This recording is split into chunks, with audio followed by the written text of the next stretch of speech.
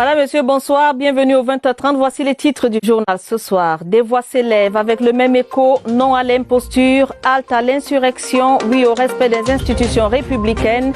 Acteurs politiques, dépositaires du pouvoir traditionnel, secteur informel et société civile parlent d'une même voix. Le cacao camerounais est bon et prisé, mais de moindre valeur sur le marché. De sa vente, les producteurs n'en tirent pas suffisamment avantage.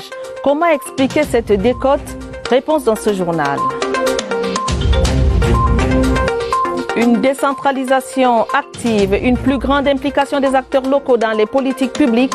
Le ministre de la décentralisation a salué l'approche qui prend corps à Limbé, dans le sud-ouest. Georges Elangaobam y était en visite de travail. C'était les titres. Les détails, c'est tout de suite.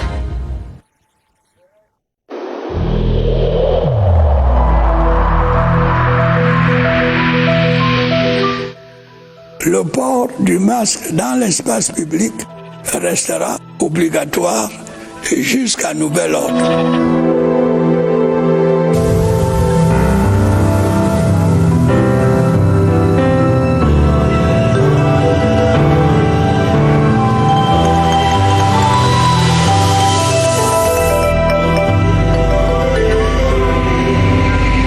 Une fois de plus, appel à l'insurrection lancé par un parti politique, la Confédération générale des syndicats des transports routiers du Cameroun condamne vivement ces appels. Face à la presse ce dimanche à Yaoundé, le mouvement syndical a manifesté son mécontentement et dit non à la manipulation et à l'instrumentalisation.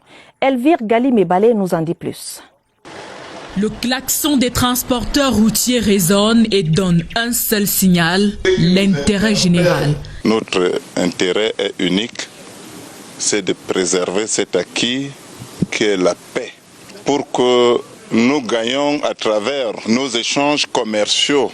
Nous ne sommes pas des politiciens. C'est pour cela que la plateforme syndicale, nous disons non, ça ne doit même pas commencer. Nous voulons pas qu'on utilise nos membres qui sont des mototaxis, des taximens et j'en passe.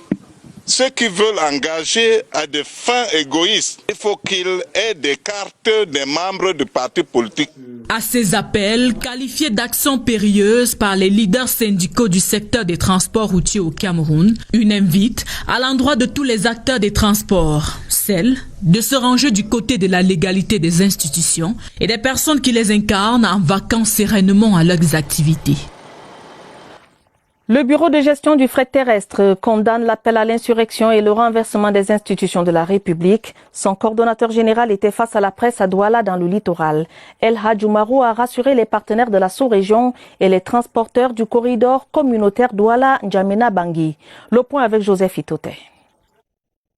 Pas qu'on nous embarque dans une aventure. En fustigeant l'appel à l'insurrection et au renversement des institutions de la République, le coordonnateur général du bureau de gestion du fret terrestre n'y est pas allé du dos de la cuillère. El Hadj Oumarou est abondamment revenu sur les conséquences socio-économiques du désordre, non sans rappeler la contribution du secteur des transports au PIB de notre pays. On a des mototaximens, des taxis, on a des transporteurs par car et autobus qui font vivre l'économie du Cameroun. Nous sommes dans un secteur également porteur de richesses, le transport routier des marchandises. C'est un secteur vital pour notre économie. Pour les transporteurs, les conséquences économiques de la crise sanitaire due au coronavirus ne sont pas encore un lointain souvenir. Nous faisons face à cette pandémie dite Covid-19 qui a impacté considérablement toutes les économies du monde. Et aujourd'hui donc, si M. Kamto ne comprend pas cela et qu'il veut encore en rajouter, nous disons non, trop c'est trop. Il ne faudrait pas pousser le bouchon plus loin. Les organisations syndicales et le bureau de gestion du fret terrestre se sont voulus rassurants. Le transport des marchandises ne sera pas interrompu. La classe politique, dans son immense majorité, condamne avec fermeté l'appel à l'insurrection lancé par le MRC. Elle conseille aux leaders de cette formation politique de mettre un terme à un rêve qui ne peut prospérer dans ce pays à la maturité politique établie. Augustin Guizana. Excepté les instigateurs, l'ensemble de la classe politique nationale dit non au mot d'ordre de soulèvement. Un appel à une marche dite pacifique ne peut pas avoir pour finalité le départ du président de la République démocratiquement élu. Au Rassemblement démocratique du peuple camerounais, Comme au sein des formations politiques de l'opposition camerounaise, les différents acteurs prônent la paix. Le président Biya a tout fait pour que le Cameroun vive en paix. Nous devons appuyer cette démarche. Pour cette catégorie d'acteurs, la démocratie et le développement du Cameroun reposent aujourd'hui sur une participation effective aux élections du 6 décembre 2020. Le Front des démocrates camerounais prendra bel et bien part à ces élections qui constituent la seconde étape factuelle et légale de la mise en place de la décentralisation. Chaque maillon de la classe politique appelle les différents militants et l'ensemble des Camerounais à la vigilance face à la sirène du chaos projetée mardi prochain par un parti politique et son leader. Autre acteur politique de poids, Jean-Jacques Ekindi, ancien coordonnateur du mouvement progressiste, aujourd'hui militant du RDPC, se prononce également contre l'insurrection projetée le 22 septembre prochain. Pour lui, c'est une position insensée. Jean-Jacques Ekindi était reçu par Ibrahim Chérif sur le plateau de Actualité Hebdo. Je vous propose de l'écouter. Une insurrection ne se fait jamais seule. Et tous ceux qui sont des adeptes de l'insurrection veulent s'assurer si une partie importante des populations la suivent ou s'il y en a peu qui la suivent. Et s'il y a une levée de bouclier contre l'insurrection, ça signifie qu'il n'y a pas beaucoup de gens pour réellement s'investir dans ce type d'action. Mais il y a quelque chose qui me frappe dans cette situation. Nous avons une insurrection dans le nord-ouest et le sud-ouest. Des Camerounais meurent, des biens sont détruits, etc. Et je crois savoir que ceux qui ont appelé à l'insurrection demandent que le gouvernement résolve rapidement la crise du nord-ouest et du sud-ouest. Alors comment peut-on imaginer de soigner une insurrection par une autre insurrection? Non seulement c'est compliqué, mais c'est insensé, ça n'a pas beaucoup de sens. Il faut d'abord qu'on se consacre à régler sérieusement les problèmes que nous avons. D'ailleurs, personne ne peut commander l'insurrection. Les plus habiles se mettent à la tête de l'insurrection une fois qu'elle s'est déclenchée. Mais on n'a jamais vu dans l'histoire quelqu'un se lever et dire « je vous appelle l'insurrection » et tout d'un coup, les gens sortir de partout pour faire l'insurrection.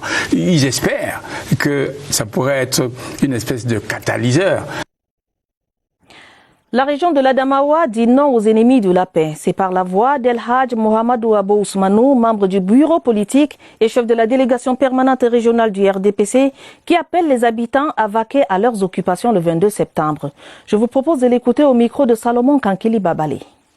Mes chers frères et sœurs du Nord, du Sud, de l'Est et de l'Ouest, certains leaders du parti politique, de l'opposition et de la société civile appellent à l'insurrection et au renversement des institutions républicaines.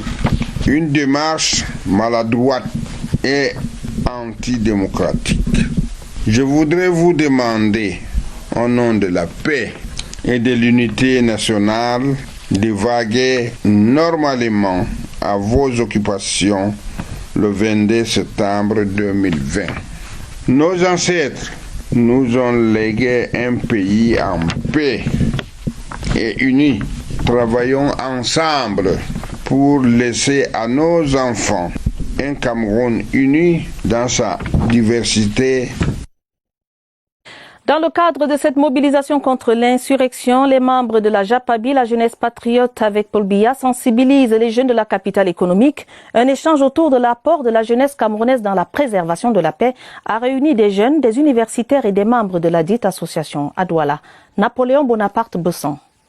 La jeunesse de la capitale économique se tient debout pour accompagner la déclaration de soutien aux institutions de la République et à ceux qui les incarnent, pour édifier le fer de lance de la nation, des universitaires et des hommes politiques de différentes générations. La République est outillée pour que les forces de l'ordre arrêtent les forces du désordre le 22 septembre. Des allocutions spontanées issues d'une initiative, celle de la JAPABI, le collectif des jeunes patriotes avec Paul Biya. Nous disons non au désordre, nous disons non aux insurrections, nous disons non à la violence, nous disons non à la barbarie. Nous sommes en train de suivre notre président national qui est mendiant de la paix. La déstabilisation ne passera pas par la ville de Douala.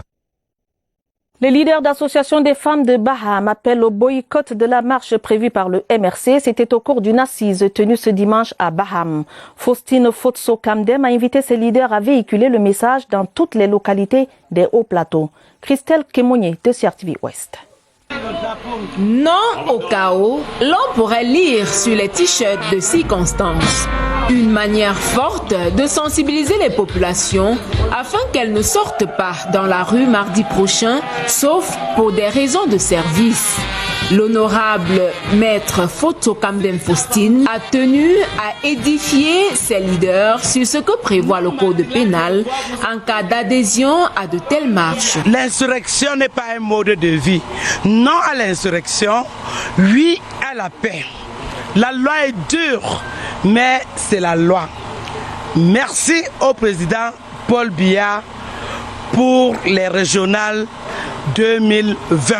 Les leaders ont exprimé leur appartenance à un Cameroun de paix, un Cameroun dans lequel les populations sont prises en compte dans le développement socio-économique.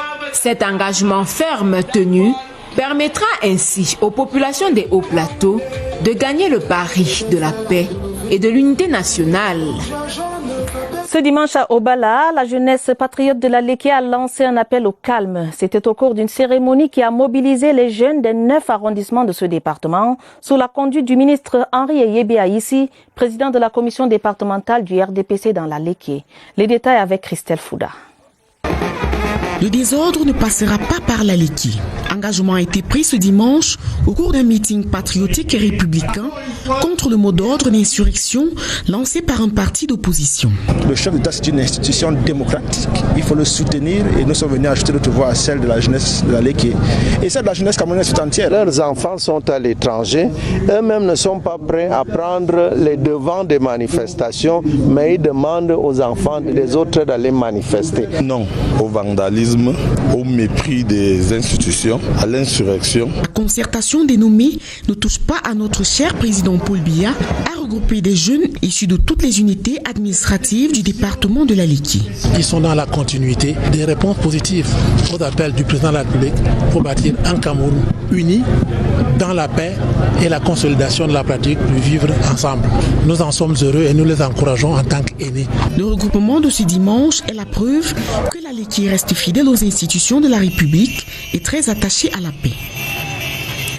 Deuxième titre du journal ce soir, cela fait 10 jours que la campagne cacaoyère lancée par le ministre du Commerce est sur les rails. Arrêt ce dimanche sur les facteurs qui plombent le bonheur des producteurs, facteurs au rang desquels la persistance des mauvaises pratiques. Le cacao camerounais est pourtant bon et prisé, mais les principaux acteurs tardent à ressentir cette embellie. Cyril Kingembepe. Les producteurs de cacao au Cameroun ont du mal à tirer le meilleur parti de leur labeur. En période de campagne cacaoyère, leur fève perd sa cote. Nous n'avons pas généralement les intrants à temps. Nous avons des problèmes d'évacuation de ces produits-là. Il y a le vol, c'est-à-dire que parce que quelqu'un va aller dans ton champ et il va récupérer, n'est-ce pas, le cacaoyer qui a déjà certainement mûri et il va le vendre. Le mélange du cacao de bonne qualité avec celui traité à la légère amplifie le mal-être. Le cacao et ses dérivés sont pourtant le deuxième moteur des revenus d'exportation du Cameroun. Peut-être que le problème peut être de l'autre côté chez nos partenaires qui achètent le cacao camerounais. En période de crise, souvent la consommation de ce type de produit, qui est un produit de luxe, baisse. La pandémie va s'en aller, espèrent les producteurs. Les prix qui ont atteint 1300 francs CFA le kilogramme en mi-2019 reviendront réduire leur peine. Je vous le disais également à la une du journal, le ministre de la décentralisation et du développement local était en visite de travail à Limbé, dans le sud-ouest. Georges Elanga Obam y a visité le nouveau marché construit par la nouvelle équipe de la mairie de Limbé et en a profité pour encourager le nouvel exécutif communal appelé à relever les défis de la crise socio-politique qui plombe le développement de toute la région. Gilles-Claude Mbongetundi de CRTV Sud-Ouest. Le développement local dans le sud-ouest est mendiant de la paix. Une paix qui va booster la modernisation des infrastructures, selon le ministre de la décentralisation, Georges Elanga Obam. Une décentralisation active où les acteurs de terrain réalisent des infrastructures, produisent des services de qualité pour les populations sans attendre que le gouvernement les finance. Nous avons visité un certain nombre de chantiers qui sont à l'initiative du maire de la ville et qu'il réalise en cherchant lui-même les financements. À l'instar de la nouvelle mairie de Limbe 1er, un bâtiment aux équipements modernes ou encore le projet du nouveau marché principal de la cité balnéaire. C'est un projet qui va durer 6 mois pour que Limbe ait un marché digne de ses noms. 211 boutiques à construire sur 575 mètres carrés. Le nouveau marché principal de Limbe est un projet communal de 2,2 milliards de francs CFA. Les élites et forces vives du Grand Djoum Oven Mintom, ont exprimé leur gratitude au président de la République pour les projets de développement dont bénéficient leurs arrondissements. Le méga meeting de remerciements s'est déroulé à la place des fêtes de Djoum hier samedi. Plus de détails, Eric Asako de CRTV Sud. Sous une pluie battante, le Grand Djoum, bastion politique imprenable du RDPC, exprime ici sa reconnaissance à son grand bâtisseur, le président de la République Paul Biya. À son actif dans cette partie du pays, une palette de grandes réalisations et projets qui sortent de l'anonymat, les 3 arrondissements voisins de Djoum, Mintom et Oven, dans le département du Dja-et-Lobo. Vous voyez la route, ce n'est pas partout où il y a la route. Il fallait qu'on lui dise merci. Nous avons des perspectives assez grandes, l'exploitation du calcaire de Mintom, l'exploitation du fer de Pout. Ces dignes fils et forces vives de la contrée n'ont pas fait l'économie des mots pour dire merci au véritable maître d'ouvrage. Ce que je retiens, c'est un engagement extrêmement fort des populations des 3 arrondissements de Djoum, Mintom, Oven, dans le Dja-et-Lobo, qui ont exprimé de manière solennelle et forte leur sentiment de gratitude envers le chef de l'État. À la même occasion, une prière œcuménique a été adressée au Très-Haut pour la paix au Cameroun. Une marche de solidarité entre camarades et sympathisants du parti et une motion de soutien vont rehausser l'éclat de la fête. En guise de cadeau pour le chef de l'État, un tam-tam symbole de communication chez le peuple écan sera remis au ministre, lui Paul Motazeux, afin qu'il le remette à qui de droit. Investiture des candidats RDPC au régional, les orientations du parti ont été rappelées par El Hadj Mohamedou Abou Ousmanou, membre du bureau politique.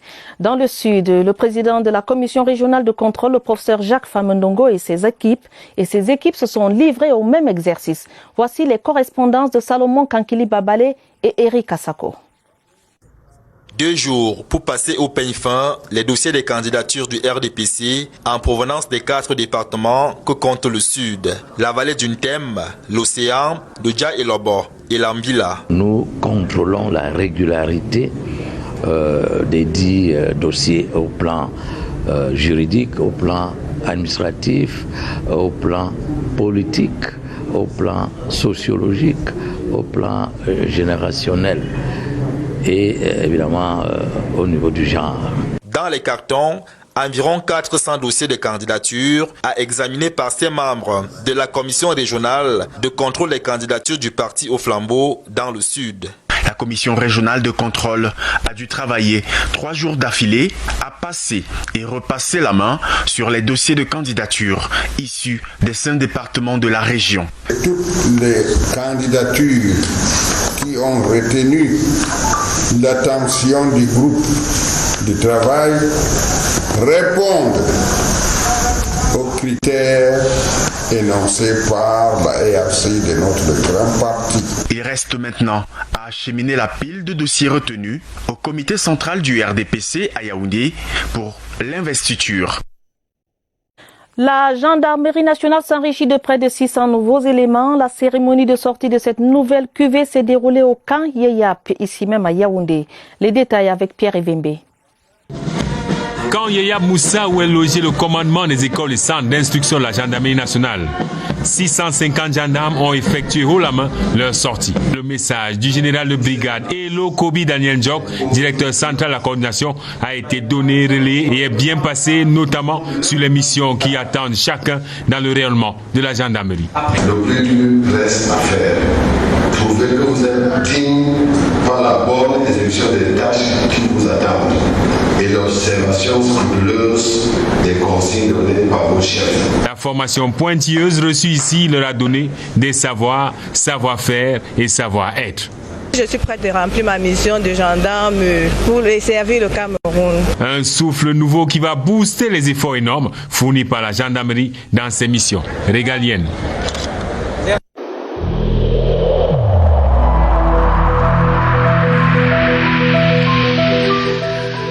n'oublions pas que la négligence d'une seule personne peut nuire gravement à l'ensemble de la communauté.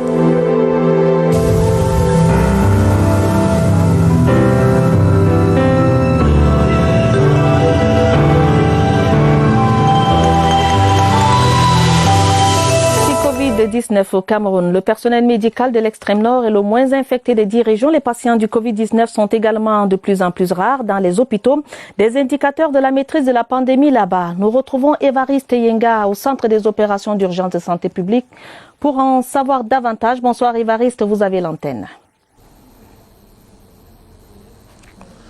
Bonsoir, Atta Badine Omar, on reprend la direction du Septentrion, l'extrême nord, où nous allons nous entretenir ce soir avec le délégué régional de la santé publique pour cette région, le docteur Amadou Bava Boubakari. D'après lui, il y a des indicateurs de la maîtrise de la pandémie là-bas, à l'instar des 9 personnels de santé seulement touchés dans cette région, alors que le record de personnel de santé touché, c'est celui du littoral avec un peu plus de 166. Allons voir comment cela a fonctionné pour qu'on arrive à ces indicateurs. Docteur, bonsoir. Bonsoir, monsieur Maïsenga. Merci d'avoir accepté notre invitation. D'abord, la palme d'or que détient la région de l'extrême nord avec le moins de personnel touché par la pandémie du coronavirus pendant la riposte, 9 seulement. Qu'est-ce que vous avez entrepris pour pouvoir obtenir ce résultat? Ok, merci pour cette question. En effet, nous avons enregistré depuis le début de cette pandémie dans notre région sanitaire 9 personnels de santé infectés par la COVID-19. D'abord, nous avons immédiatement activé le système régional de gestion de l'incident et aussi formé le personnel de santé sur la protection et le contrôle de l'infection en milieu de soins, ceci en utilisant le matériel de protection et de désinfection mis à notre disposition par le chef de département. Étant la dernière région sanitaire à être touchée par cette pandémie, nous pouvons dire que nous avons beaucoup appris des autres régions affectées avant nous, notamment la région du littoral. Selon le CITREP, publication du 9 septembre dernier, seulement 2 patients sont présents dans les centres de prise en charge, ce qui indique également qu'il y a moins de personnes qui sont dans les hôpitaux en ce moment. Dites-nous, quelles sont les dernières nouvelles? La situation a évolué, on est parti de 2-0 ou de 2+? Effectivement, monsieur Évariste Yenga, nous comptons actuellement 461 cas confirmés, dont 223 cas guéris et 226 cas actifs suivis actuellement sur le terrain par nos équipes. Nous déplorons malheureusement 9 décès. 5 patients sont hospitalisés en ce moment et correctement pris en charge sans signe de gravité dans les formations sanitaires. On voit bien que la maîtrise de la pandémie, cela fonctionne bien dans votre région. Merci pour les efforts que vous fournissez. On le sait, vous êtes au four et au moulin puisqu'il y a 16 inondations et dont une autre menace, celle éventuellement du choléra. On parlera de cet aspect lors de notre 3e tour. Merci d'avoir été disponible, Atta Badine Omar. C'était donc le délégué régional de l'extrême nord pour boucler cette semaine de la ronde des régions. À vous le plateau. Merci Évariste Yenga, merci également à votre invité et bon début de semaine à vous. Les chefs traditionnels du Mbamé-Kim ont déjà choisi leur candidat au conseil régional, un choix porté à l'issue d'un conclave initié par le chef supérieur des Sanaga, Sa Majesté Mvemani Somboamba. Le reportage de François Bakary de CRTV Centre. Pour porter la voix des chefs traditionnels au tout premier conseil régional du centre, les dépositaires de l'autorité traditionnelle du Mbamé-Kim ont choisi leurs 2 représentants. Il s'agit de leur majesté Henri Bessala, chef de 2e degré du canton Mvele dans l'arrondissement de Ntui, et Jean Ngabi du groupement Tikar dans l'arrondissement de Ngambé-Tikar. Ils ont été désignés au cours d'une assemblée générale des chefs traditionnels du Mbamé-Kim. De ces 2 appelés, le chef supérieur en attend beaucoup. Les chefs traditionnels auront également la lourde charge de contribuer aux grandes décisions, aux grands changements qui vont impacter la vie de leurs concitoyens. Ils doivent pour cela être imprégnés des notions de développement, de solidarité et surtout, ils doivent être suffisamment représentatifs, suffisamment rassembleurs. Et comme qui veut vivre soi-même doit se compromettre, le préfet du Mbamekim, Galimson, a demandé aux chefs traditionnels, maillon essentiel de l'appareil administratif, de se réinventer pour faire face aux défis de développement. Identité et vocation des disciples, celle de la terre et lumière du monde. C'est le titre du livre que vient de publier le docteur Lydiane Kenyé-Kamga, pasteur à l'église évangélique du Cameroun. L'ouvrage oriente la lecture de la Bible par les fidèles chrétiens. Christelle Fouda. Le nouvel ouvrage intitulé « Identité et vocation des disciples, celle de la terre et lumière du monde », écrit par le renommé pasteur Dr Lydiane Kenyé-Kamga, est une invite à une meilleure assimilation par les chrétiens des messages divins. Ce livre aide non seulement le théologien pasteur, et ce livre aussi aide le chrétien lambda en ce qui concerne la véritable signification de ce que le Matthieu appelle disciples, sel et lumière du monde. La dédicace, couplée à une action de grâce en la paroisse EEC Briqueterie 1 à Yaoundé, a permis aux hommes de Dieu, chrétiens et éditeurs, de louer l'inspiration céleste transcrite dans l'ouvrage. Vincent de Paul Noah est désormais le maire de Kola dans la Léké. Le nouveau maire a été installé ainsi que ses adjoints au cours d'une cérémonie présidée par le préfet de la Léké. Les défis qui attendent le nouvel exécutif communal avec Michel Renaud-Wandja. Faire de Kola une commune où il fait bon vivre est le défi qui interpelle l'exécutif désormais conduit par Vincent de Paul Noah. Nous avons mis un certain nombre d'outils en place à ce moment précis où nous avons commencé par la réorganisation, la restructuration interne de la mairie. Au cours du rituel d'installation, le numéro 1 de la Léquier apprécia à la nouvelle équipe un travail en synergie. Ils devront tout mettre en œuvre pour que la commune puisse véritablement participer au développement. Avant l'installation, une messe a été dite pour l'exécutif municipal par l'évêque du diocèse d'Obala. De jeunes patriotes sous l'égide du Cultural Blend Festival ressourcent leurs pairs des dirigeants du Cameroun, ceci à travers une table ronde sur le thème « Valoriser notre patrimoine culturel pour promouvoir la paix et le vivre ensemble au Cameroun ». L'initiateur de ce projet, Caxton Atikiseta, Barbara Padjama. Des maîtres et des chercheurs de l'histoire qui édifient le Cameroun de demain. Des jeunes en provenance des 10 régions du pays issus de toutes les couches de la société s'abreuvent sous l'arbre à palabres pour discuter autour du dialogue interculturel ou religieux. Il me semble important de positiver nos différences, les reconnaître, les identifier, mais dans le sens d'une richesse mutuelle. Plus nous sommes différents, plus nous devons considérer que nous sommes riches. La promotion de la paix et du vivre ensemble a marqué plusieurs temps d'arrêt parce qu'il fallait remonter les siècles pour mieux comprendre l'entité humaine camerounaise. Nous pensons que dans nos valeurs culturelles, il y a des normes et il y a des symboles qu'on peut utiliser pour promouvoir cette communalité que nous partageons en tant que Camerounaises. Dans les échanges, il a été démontré qu'il est aisé de vivre ensemble. Le défi de la gestion de la diversité de cet État unitaire passe aussi par la tolérance et le respect. L'importance de ce genre de plateforme, c'est de s'aimer la graine de la paix. Pour valoriser la richesse culturelle du Cameroun, la plateforme Festival de mélange culturel privilégie le dialogue. La mission diplomatique du Cameroun à Addis Abeba affiche désormais complet. Le chef de la mission, son Excellence Ewumbwe Monono Churchill, ambassadeur extraordinaire et plénipotentiaire auprès de la République fédérale démocratique d'Éthiopie, par ailleurs représentant permanent auprès de l'Union africaine, a été accueilli dans son nouveau poste de travail. On voit tout cela avec Séverin Legambeli. Addis Abeba, la capitale de la République fédérale d'Éthiopie, est connue pour être une place forte de la diplomatie africaine. Ici sont implantées près de 150 missions diplomatiques, y compris le siège de l'Union africaine et celui de la Commission économique des Nations Unies pour l'Afrique.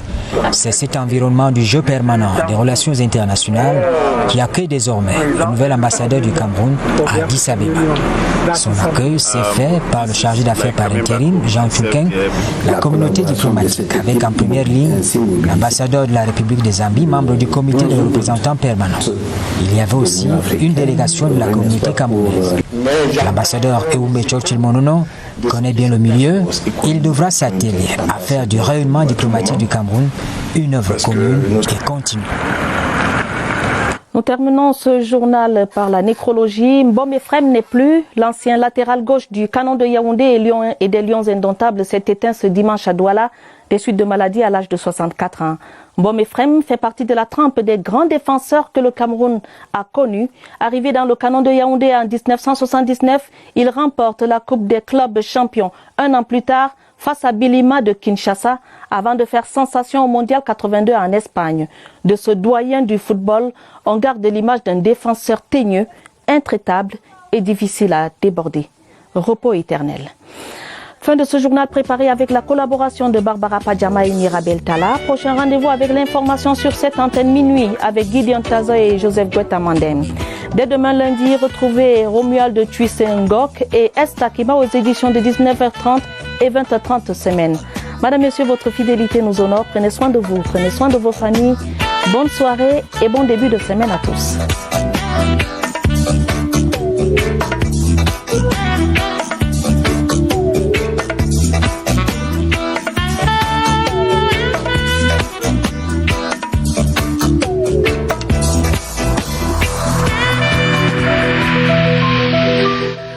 Il est essentiel que les mesures qui ont été indiquées soient absolument respectées par chacun de nous.